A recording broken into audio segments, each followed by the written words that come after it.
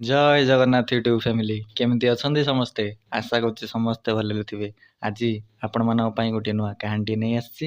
କାହାଣୀଟିର ନାଁ ହେଉଛି ପାପରୁ କ୍ଷୟ ଧର୍ମରୁ ଜୟ। ତ ଚାଲନ୍ତୁ ଆଉ ଡେରି ନ କରି ଜେଜେଙ୍କ ଠାରୁ କାହାଣୀ ଶୁଣିବା। ଆରେ ଚଗଲା ଗୁଡା କଣ ସବୁ ବସିଗଲଣି ତ? ଗପ ଆରମ୍ଭ କରିବା। ହଁ ମୋ ଜେଜେ, ଶୀତ ତ ଲାଗୁଛି। ଏମିତି ଏକ ଗପ କୁହ, ଶୁଣି ଶୀତ ଚାଲିଯିବ। ଆରେ ଆରମ୍ଭ କରିବା। ଶୁଣ ସମସ୍ତେ। ଏକ ବୈଦେହୀ ଦେଶର ରାଜା ହେମନ୍ତ ଚନ୍ଦ୍ର ଶର୍ମା ଓ ତାଙ୍କର ରାଣୀ ସହିତ ଦାସ ଦାସୀ ରହୁଥିଲେ।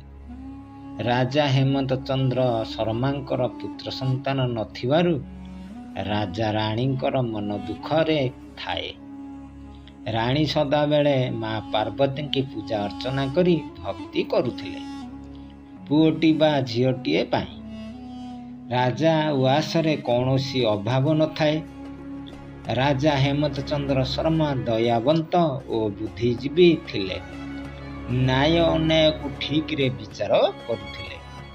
ବୈଦେହୀ ଦେଶକୁ ଲାଗି କରି ଛୋଟ ଦେଶଟିଏ ଥାଏ। ତାର ନାମ ସୋଦେହୀ। ସୋଦେହୀ ଦେଶର ରାଜା ମହେନ୍ଦ୍ର ଚନ୍ଦ୍ର ଶର୍ମା ତାଙ୍କର ପ୍ରଜାମନ୍ତ୍ରୀ ଓ ସେନାପତି ଧରି କଠୋର ଶାସନ କରୁଥିଲେ। ମହେନ୍ଦ୍ର ଚନ୍ଦ୍ର ଶର୍ମାଙ୍କର ଛୋଟ ଦେଶ ହୋଇଥିବାରୁ ସେ ପଡ଼ୋଶୀ ଦେଶ ବୈଦେହୀ ଦେଶରୁ କିଛି ରାଜ୍ୟ ମନ ଇଚ୍ଛାରେ ନିଜ ରାଜ୍ୟରେ ମିଶାଇ ଦେଲେ। ରାଜା ହେମନ୍ତ ଚନ୍ଦ୍ର ଶର୍ମା ଜାଣିପାରିଲେ ଯେ ମୋ ରାଜ୍ୟରୁ କିଛି ଅଂଶ ମୋତେ ନ କହି ମାଡ଼ି ବସିଲାଣି। ହେଲେ କ'ଣ କରିବେ? ଆଗକୁ ପଛକୁ କେହି ନାହାନ୍ତି। ସେଥିଲାଗି ଠାକୁରଙ୍କୁ ଜଣାଇ ରୁହନ୍ତି। କାଶିଏ ଯେ ରାଜା ହେମନ୍ତ ଚନ୍ଦ୍ର ଶର୍ମା ଜୋରଦାର କରି କିଛି ରାଜ୍ୟ ନିଜ ରାଜ୍ୟରେ ମିଶାଇ ଦେଲେ। କ'ଣ ରାଜା ହେମନ୍ତ ଚନ୍ଦ୍ର ଶର୍ମା କିଛି କହିଲେ ନାହିଁ? ଆରେ ଶୁଣ କହୁଛି। ଏହିଭଳି ରାଜା ହେମନ୍ତ ଚନ୍ଦ୍ର ଶର୍ମା ସେହି ଠାକୁରଙ୍କୁ ଜଣାନ୍ତି। ଏପଟରେ ମହେନ୍ଦ୍ର ଚନ୍ଦ୍ର ଶର୍ମା ବାହାର ଦେଶକୁ ବୁଲିବା ନିମନ୍ତେ ଯିବା ବେଳେ ରେତ ସମୁଦ୍ରରେ ପଡ଼ି ଯାଇଥିଲା। ସେହି ସମୟରେ ମାଛଟିଏ ମଇଳା ଭାବି ଗିଳି ଦେଇଥିଲା। ସେହି ଦିନଠାରୁ ମାଛ ଗର୍ଭରେ ଏକ ମଣିଷ ଛୁଆଟିଏ ବଢ଼ି ଚାଲିଲା। ରାଜା ମହେନ୍ଦ୍ର ଚନ୍ଦ୍ର ଶର୍ମା ଗାଧୋଇ ଶୁଚିମନ୍ତ ହୋଇ ସେ ଦେଶର ମନ୍ଦିର ପରିକ୍ରମା କରି ଅନ୍ୟାନ୍ୟ ଜାଗା ଦେଖି ନିଜ ଦେଶକୁ ଫେରିଲେ। ଆଉ ଗରିବ ଧୀବରଟିଏ ପ୍ରତିଦିନ ଜାଲ ନେଇ ମାଛ ଆଣି ବିକ୍ରି କରି ସେଇଥିରେ ତାର କୁଟୁମ୍ବ ଚଳାଏ। ଦିନକର କଥା, ଗୋଟିଏ ବଡ଼ ମାଛଟିଏ ଜାଲରେ ପଡ଼ିଥାଏ। ଧୀବର ସେ ମାଛ ଅନ୍ୟ ମାଛ ଧରି ବିକ୍ରି କରିବାକୁ ଯିବା ଫଳରେ ମାଛ ମାଛ କହି ଡାକି ଦିଏ।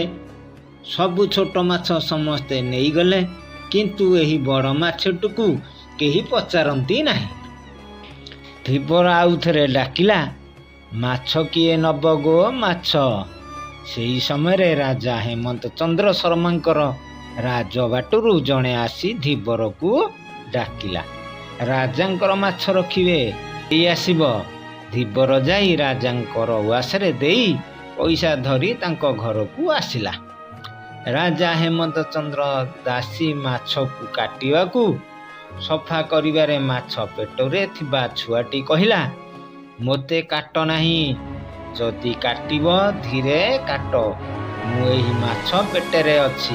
କାଶିଏ ଯେ କ'ଣ କହିଲ ମ? ଏ କି କଥା ଶୁଣିବାକୁ ପଡୁଛି? ମାଛ ପେଟରେ ମଣିଷ ଛୁଆଟେ ଅଛି, ପୁଣି କ'ଣ ହେବ?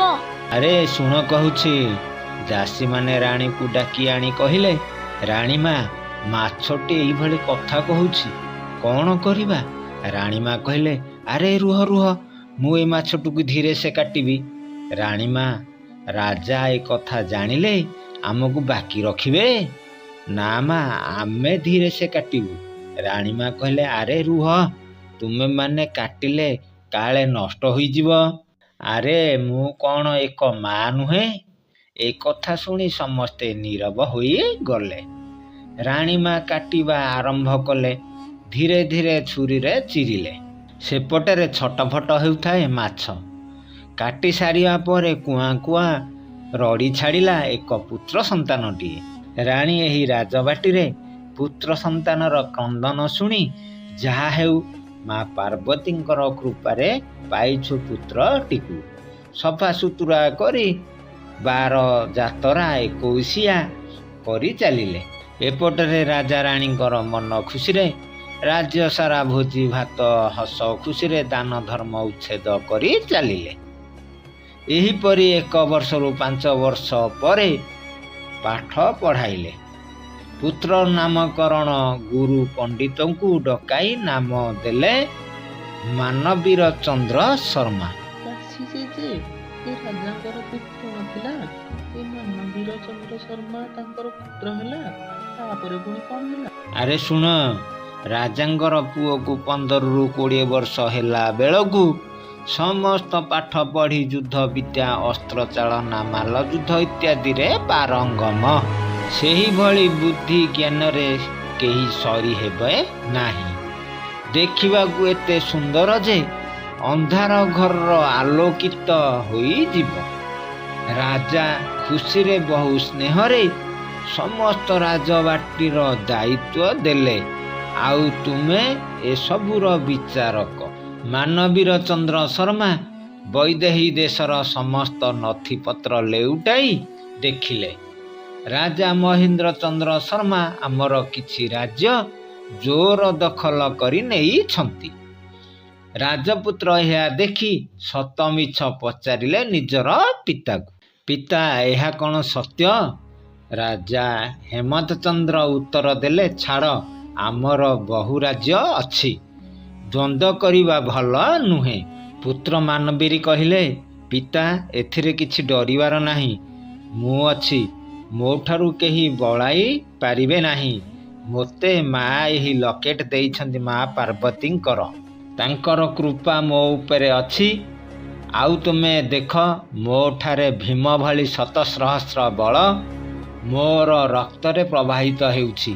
କାହିଁକି ନା ରାଜା ହେମନ୍ତ ଚନ୍ଦ୍ରଙ୍କୁ କେହି ସାହସ ଦେଉନଥିଲେ।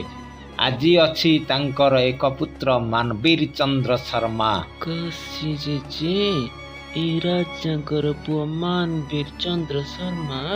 ଜେଜେ, ସେ ରାଜା ମହେନ୍ଦ୍ର ଶର୍ମାଙ୍କୁ ମାରି ତାଙ୍କର ରାଜ୍ୟ ଫେରାଇ ଆଣିବେ ନା? ଆରେ ଶୁଣ, ରାଜା ମହେନ୍ଦ୍ର ଚନ୍ଦ୍ର ଶର୍ମାଙ୍କୁ ମା ପାର୍ବତୀ ସ୍ୱପ୍ନରେ କହିଛନ୍ତି, ଆରେ ରାଜା, ତୋ ସହିତ ବହୁ ମାତ୍ରାରେ ଯୁଦ୍ଧ ହେବ। ଆଉ ଯେଉଁ ପୁତ୍ରଟି ତୋ ସହିତ ଯୁଦ୍ଧ କରିବ ସେ ପୁତ୍ର ତୁମର ନିଜର ପୁତ୍ର। ଆଉ ଶୁଣ, ରାଜା ରାଣୀ ତୁମର ପୁତ୍ର ସନ୍ତାନ ନାହିଁ। ଏହିଭଳି କ୍ରୋଧରେ ଜଳିଲେ କ'ଣ ହେବ? ଶାନ୍ତ ହୁଅ। ରାଜା ମହେନ୍ଦ୍ର ପଚାରିଲେ, ଏହା କିପରି ମୋର ପୁତ୍ର? ଆରେ, ତୁ ଦେଶ ଭ୍ରମଣ କରିବାକୁ ଯାଇଥିଲୁ। ନୌକାରେ ଯିବା ସମୟରେ ପେଟ ଗରମରେ ତୋର ରେତ ବାହାରି ଯାଇଥିଲା। ତୁମେ ସମୁଦ୍ରକୁ ଫିଙ୍ଗିଥିଲ। ତାହାକୁ ମଇଳା ଭାବି ମାଛ ଖାଇ ଗିଳିଦେଲା ପରେ ତା ଗର୍ଭରେ ବଢ଼ି ଚାଲିଲା। ସେହି ମାଛକୁ ବିକ୍ରି କରିବାରେ ହେମନ୍ତ ଚନ୍ଦ୍ର ଶର୍ମା ରାଜାଙ୍କର କିଣିଲେ। ତାପରେ ମାଛଟିର ପେଟରେ ଥିବା ଛୁଆ କହିଲା, ପୁଣି ତୁମେ ଗାଧୋଇ ଶୁଚି ହୋଇ ମୋ ମନ୍ଦିରରେ ପ୍ରବେଶ ହୋଇ ଦର୍ଶନରେ ଫେରିଲୁ। କ'ଣ ମନେ ପଡ଼ୁଛି? ଆଉ ଦେଖିବୁ, ସେ ପୁଅର ବେକରେ ଶିବ ପାର୍ବତୀଙ୍କର ଲକେଟ। ହଠାତ୍ ରାଜାର ନିଦ ଭାଙ୍ଗିଗଲା। ଦେଖିଲା କେହି ନାହାନ୍ତି। କାଶୀ ଯେ ଏ ରାଜା ମହେନ୍ଦ୍ର ଚନ୍ଦ୍ର ଶର୍ମା ଏଥର ଶାନ୍ତି ହୋଇଯିବେ ନା କ'ଣ? ଆରେ ଶୁଣ କହୁଛି, ବୈଦେହୀ ଦେଶର ରାଣୀକୁ ମା ପାର୍ବତୀ ଦେଲେ ଏକ ଶିବ ପାର୍ବତୀଙ୍କର ଲକେଟ। କହିଲେ, ଏ ଲକେଟ ତୋର ପୁଅ ବେକରେ ପକାଇବୁ, କେଉଁଠାରେ ହାରିବ ନାହିଁ। ହଉ, ମୁଁ ଆସୁଛି କହି ଚାଲିଗଲେ।